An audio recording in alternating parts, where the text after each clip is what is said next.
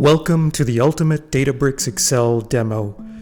Excel is the business team's tool of choice for analysis, but getting the data into production pipelines has always been painful.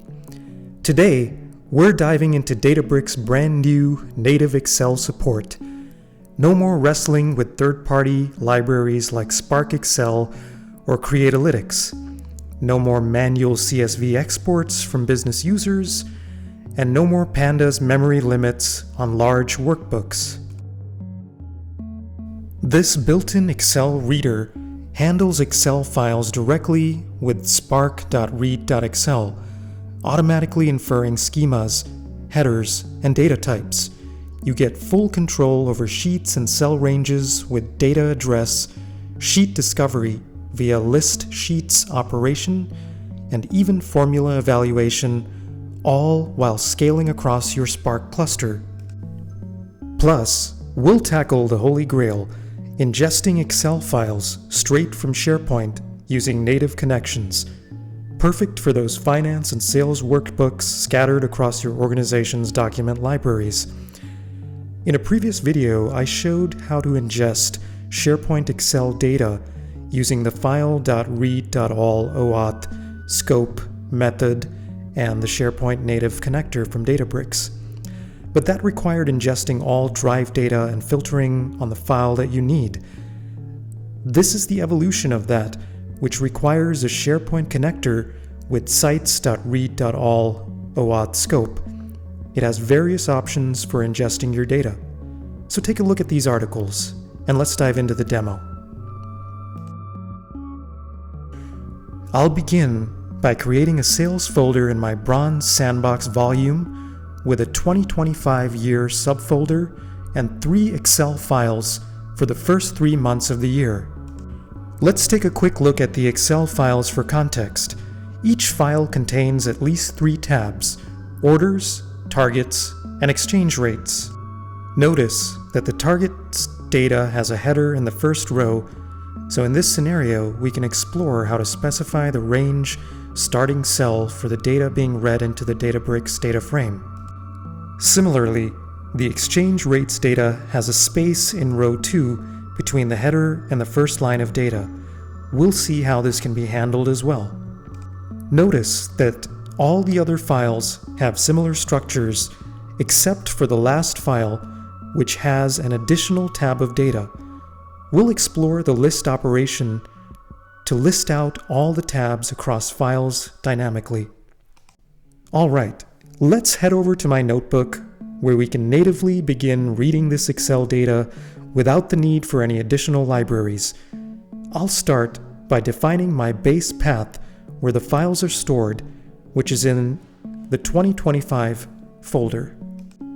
In the next cell, I'll use the listSheets operation to list out all the sheets available in the Sales 2025-01 file. Now I can take this one step further to dynamically list out all sheets within all files in a single data frame using this code. Here, I can identify there's a sheet in file 3 that doesn't follow the standard pattern of orders, targets, and exchange rates. In the next block of code, I can begin reading the sheets within the file.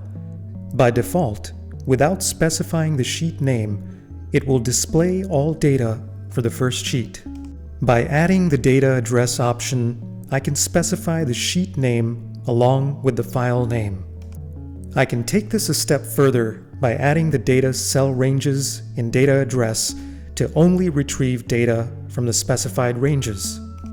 And I can switch back and forth for each sheet to either define the ranges or not. One additional benefit of defining the range is so I could build a table for just products and quantity, for example. The next block looks like a lot of code, but it's fundamentally doing something very exciting, which is automatically discovering all Excel files in a directory, extracting only the orders sheet from each, cleaning null rows and columns, and unioning them into a single data frame. So complex ETL can be performed with ease on these multi-sheet Excel files. The result gives me one appended data frame containing all my orders across several Excel files and tabs. Okay, now let's move on to the SharePoint ingestion process. I'll add the same Excel sales files to a SharePoint folder.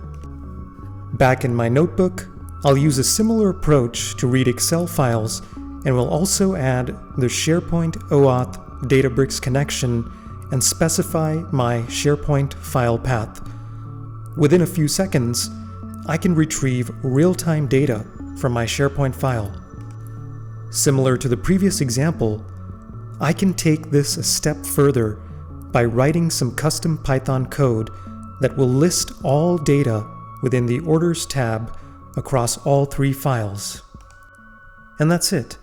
Native Excel plus SharePoint ingestion scales to autoloader streaming and copy into for real-time analytics on business workloads.